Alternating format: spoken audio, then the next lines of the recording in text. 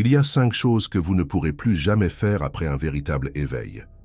Et j'ai besoin que vous compreniez quelque chose. Ceci n'est pas un avertissement pour vous effrayer, c'est une promesse. Parce qu'une fois que vous voyez la vérité, vous ne pouvez plus la désapprendre. Une fois que vous sortez du rêve, vous ne pouvez plus faire semblant de dormir. Eckhart Tolle a passé 29 ans en dépression avant son éveil, 29 années de souffrance, de torture mentale, à sentir que l'existence elle-même était insupportable. Et puis, en une seule nuit, tout a changé, pas graduellement, pas lentement, en un seul instant. La personne qu'il pensait être s'est complètement dissoute, et ce qui est resté, c'est quelque chose dont il ne pouvait plus jamais revenir en arrière. Vous pourriez penser que l'éveil consiste à gagner quelque chose, une nouvelle perspective, un état supérieur, une expérience mystique. Mais voici ce que personne ne vous dit. L'éveil ne concerne pas ce que vous gagnez. Il s'agit de ce que vous perdez, permanemment, irréversiblement, à jamais. Et ces 5 choses que je suis sur le point de vous révéler, une fois qu'elles ont disparu, elles ont disparu. Il n'y a pas de retour en arrière. Peu importe à quel point vous essayez, la première chose que vous ne pourrez plus jamais faire, c'est croire vos pensées sans les remettre en question. À l'heure actuelle, chaque pensée qui entre dans votre esprit a l'impression de vous appartenir. Elle donne l'impression d'être la vérité. Elle donne l'impression d'être la réalité. Quand votre esprit dit que vous n'êtes pas assez bien, vous le croyez. Quand votre esprit vous dit que cette personne ne vous aime pas, vous l'acceptez comme un fait. Quand votre esprit crée des histoires sur ce qui pourrait arriver demain, vous traitez ces histoires comme si elles étaient déjà réelles. Mais après l'éveil, quelque chose de fondamental change. Eckhart Tolle le décrit comme une désidentification de la pensée. Vous réalisez soudainement que la voix dans votre tête n'est pas vous, elle n'a jamais été vous. Ce n'est qu'un schéma, un programme, une réponse conditionnée qui fonctionne en pilote automatique depuis toute votre vie. Une recherche de l'Université de Liverpool publiée en 2023 a révélé que les personnes ayant vécu un éveil spirituel présentaient une réduction significative de ce que les psychologues appellent la fusion cognitive, la tendance à traiter les pensées comme des vérités littérales. Leurs cerveaux ont littéralement cessé de traiter les pensées de la même manière. Une fois que cela se produit, vous ne pouvez plus jamais revenir en arrière. Vous entendrez une pensée surgir, et au lieu de la croire immédiatement, vous la verrez pour ce qu'elle est. Juste une pensée, juste de l'énergie qui passe. Vous regarderez votre esprit créer des drames entiers, des catastrophes entières, des histoires entières sur qui vous êtes et ce que signifie votre vie. Et vous reconnaîtrez tout cela comme de la fiction. Cela peut sembler libérateur, et ça l'est. Mais cela signifie aussi que vous ne pourrez plus jamais trouver de réconfort dans vos histoires mentales. Vous ne pourrez plus jamais utiliser vos pensées pour justifier votre souffrance. Vous ne pourrez plus jamais blâmer votre malheur sur ce que votre esprit vous dit qui ne va pas dans votre vie. La deuxième chose que vous ne pourrez plus jamais faire, c'est vivre en pilote automatique. Avant l'éveil, la plupart des gens existent dans un état qu'Eckhart Tolle appelle la vie inconsciente.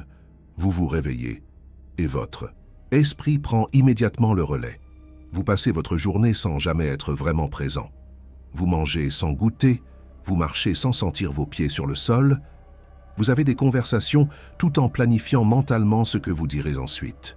Ce mode pilote automatique est confortable. Il ne demande aucun effort. Vous laissez simplement votre conditionnement mener la danse. Tandis que le vrai vous, la conscience derrière tout cela reste endormie. Mais après l'éveil, cela devient impossible.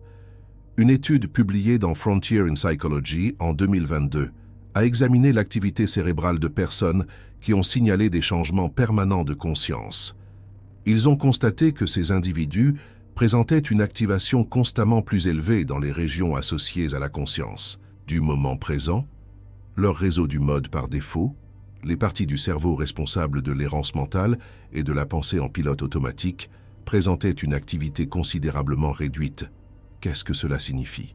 Cela signifie qu'une fois que vous vous réveillez, vous ne pouvez plus vous rendormir. Pas complètement. Vous pourriez dériver vers l'inconscience pendant des moments. Vous pourriez être pris dans des schémas mentaux temporairement. Mais il y aura toujours quelque chose qui regarde, quelque chose de conscient, quelque chose qui remarque quand vous êtes devenu inconscient et vous ramène doucement. Cela semble merveilleux, jusqu'à ce que vous réalisiez ce que cela signifie réellement. Vous ne pouvez plus vous anesthésier à votre vie. Vous ne pouvez plus vous distraire des émotions inconfortables en restant occupé. Vous ne pouvez plus utiliser des activités insensées pour échapper à ce que vous ressentez. Chaque moment exige votre présence. Chaque expérience vous demande d'être pleinement là. Et bien que ce soit la porte d'entrée vers une véritable vitalité, cela signifie aussi que vous ne pouvez plus jamais vous cacher de vous-même. La troisième chose que vous ne pourrez plus jamais faire, c'est faire semblant que tout va bien quand ce n'est pas le cas. Avant l'éveil, la plupart des gens deviennent des maîtres de la suppression. Quelque chose de douloureux se produit, et vous le refoulez. Quelqu'un vous blesse, et vous souriez et dites que tout va bien. Vous ressentez de la colère, de la tristesse, de la peur, et vous enterrez tout cela sous un masque de bien-être. La société récompense d'ailleurs cela. Nous appelons cela être fort, être mature, ne pas en faire tout un plat. Mais l'éveil brise complètement cette capacité. Eckhart Tolle parle de ce qu'il appelle le corps, de souffrance, la douleur émotionnelle accumulée de votre passé qui vit dans votre champ énergétique. Avant l'éveil, vous pouvez l'ignorer. Vous pouvez faire semblant qu'il n'est pas là. Vous pouvez passer des années, voire des décennies, sans jamais vraiment ressentir ce qui est stocké à l'intérieur de vous. Après l'éveil, cela devient impossible. La lumière de la conscience illumine tout. Compris les parties de vous-même que vous avez passé toute votre vie à cacher. Une recherche du docteur Steve Taylor à l'université Leeds Beckett a révélé que les personnes ayant vécu un éveil spirituel ont signalé une augmentation significative de la sensibilité émotionnelle. Elles ressentaient les choses plus profondément, plus intensément, plus complètement. Elles ne pouvaient plus refouler ou ignorer leur réalité émotionnelle. Cela signifie que vous ne pourrez plus jamais faire semblant d'aller, bien quand ce n'est pas le cas. Votre corps ne vous le permettra pas. Votre conscience ne vous le permettra pas. Vous ressentirez chaque émotion pleinement, complètement, sans la possibilité de la repousser. Et voici le paradoxe. Cette incapacité même à refouler l'émotion est ce qui conduit finalement à la liberté émotionnelle. Parce que lorsque vous cessez de combattre vos sentiments, ils vous traversent naturellement. Ils surviennent, ils sont ressentis, ils se dissolvent. Mais la période de transition, quand vous ne pouvez plus refouler, mais que vous n'avez pas encore appris à libérer, c'est l'un des aspects les plus difficiles de l'éveil. La quatrième chose que vous ne pourrez plus jamais faire, c'est engager des conversations superficielles sans vous en rendre compte. Avant l'éveil, vous pouvez passer des heures à parler de rien, des commérages, des plaintes, des opinions sur des personnes que vous n'avez jamais rencontrées, des analyses sans fin de situations qui n'ont pas d'importance. C'est ainsi que fonctionnent la plupart des interactions humaines, et il n'y a rien de fondamentalement mauvais à cela. C'est ainsi que nous nous connectons, c'est ainsi que nous passons le temps. Comment nous avons l'impression d'appartenir. Mais après l'éveil, quelque chose change. Vous commencez à ressentir l'énergie derrière les mots. Vous remarquez quand les conversations vous épuisent, au lieu de vous nourrir. Vous devenez très conscient quand une interaction vient de l'ego ou quand elle vient de la présence. Eckhart Tolle décrit la présence éveillée comme un état où vous êtes pleinement là avec une autre personne. Ne pas penser à ce que vous allez dire ensuite. Ne pas juger. Ne pas essayer d'obtenir quelque chose de l'interaction. Juste être. Une fois que vous expérimentez cela, une conversation superficielle devient presque physiquement inconfortable. Ce n'est pas que vous deveniez critique ou supérieur. C'est que votre système nerveux réagit littéralement différemment à une interaction inconsciente par rapport à une interaction consciente. Vous serez toujours capable d'avoir des banalités. Vous serez toujours capable de vous engager avec des gens qui ne sont pas éveillés. Mais vous ne pourrez plus jamais ne pas remarquer la différence. Vous sentirez toujours quand une conversation se déroule à la surface ou quand elle se déroule en profondeur. Et une fois que vous savez qu'une connexion plus profonde est possible, la version superficielle ne vous satisfera plus jamais de la même manière. La cinquième chose que vous ne pourrez plus jamais faire, C'est vraiment croire que vous n'êtes que votre corps et votre esprit. C'est le changement le plus fondamental. Avant l'éveil, votre identité est complètement fusionnée avec votre forme physique et votre récit mental. Vous êtes votre nom. Vous êtes votre histoire. Vous êtes vos réussites et vos échecs. Vous êtes votre personnalité. Après l'éveil, cette identification se brise. Pas partiellement, complètement. Eckhart Tolle décrit son propre moment d'éveil avec la phrase « Je ne peux plus vivre avec moi-même ». Et à ce moment-là, il a réalisé quelque chose de profond. Il y avait deux de lui, le soi qui ne pouvait supporter de vivre et le soi qui était conscient de la souffrance de l'autre soi. Deux entités, laquelle était réelle. Cette réalisation a brisé son identification à l'ego de manière permanente. Une recherche publiée dans la revue Explore en 2022 a étudié des scientifiques et des universitaires qui ont rapporté des expériences d'éveil spirituel. Ils ont constaté que 100% des participants ont rapporté un changement fondamental dans leur sens du soi. Ils ne se percevaient plus comme des individus isolés à l'intérieur de corps. Ils ont rapporté se sentir connectés à quelque chose de plus grand, quelque chose d'infini, quelque chose qui transcendait leur identité personnelle. Une fois que cela se produit, vous ne pouvez plus jamais vraiment croire que vous n'êtes que ce corps. Vous pourriez l'oublier temporairement. Vous pourriez être pris dans l'identification à l'ego pendant des moments, ou même des jours. Mais il y aura toujours quelque chose qui saura mieux, quelque chose qui se souviendra de la vérité de ce que vous êtes, et cela change tout. Comment vous vous rapportez à la mort? Comment vous vous rapportez aux autres personnes? Comment vous vous rapportez au succès et à l'échec? Parce que quand vous savez que vous n'êtes pas seulement cette forme temporaire, les choses qui comptaient tellement avant perdent leur emprise sur vous. Maintenant, voici ce que je veux que vous compreniez. Tout ce que je viens de décrire pourrait ressembler à une perte. Et d'une certaine manière, c'en est une. Vous perdez la capacité de croire aveuglément vos pensées. Vous perdez la capacité de vivre inconsciemment. Vous perdez la capacité de supprimer vos émotions. Vous perdez la capacité de vous engager dans une interaction superficielle sans le remarquer. Vous perdez la capacité de vous identifier complètement à votre soi limité. Mais ce que vous gagnez en échange dépasse ce que les mots peuvent décrire. Vous gagnez la liberté de la prison de votre propre esprit. Vous gagnez l'accès à une paix qui n'est pas dépendante des circonstances. Vous gagnez la capacité d'être pleinement présent dans votre vie, de réellement expérimenter votre existence plutôt que de simplement y penser. Vous gagnez la connexion, une vraie connexion, avec vous-même et avec les autres, et vous gagnez la connaissance de ce que vous êtes vraiment, qui est la conscience elle-même. Si vous avez senti votre compréhension entière de l'éveil changer au cours des dernières minutes, il y a quelque chose que vous devriez savoir. Ce type de contenu nécessite une approche différente de celle de la plupart des chaînes. La plupart des chaînes vous disent ce que vous voulez entendre. Elles confirment vos croyances existantes. Elles vous maintiennent confortablement dans votre niveau actuel de compréhension. Ce que nous faisons ici est différent. Nous remettons en question. Nous allons plus en profondeur. Nous révélons des vérités que la plupart des gens ne sont pas prêts à entendre. Lorsque vous cliquez sur le bouton « Super Thanks » sous cette vidéo, vous ne soutenez pas seulement une chaîne. Vous dites « oui » à votre propre éveil. Vous affirmez que vous êtes prêt pour la vérité, même quand elle est inconfortable. Vous rejoignez une communauté de personnes qui refusent de rester endormies. Il ne s'agit pas d'argent. Il s'agit de choisir la conscience.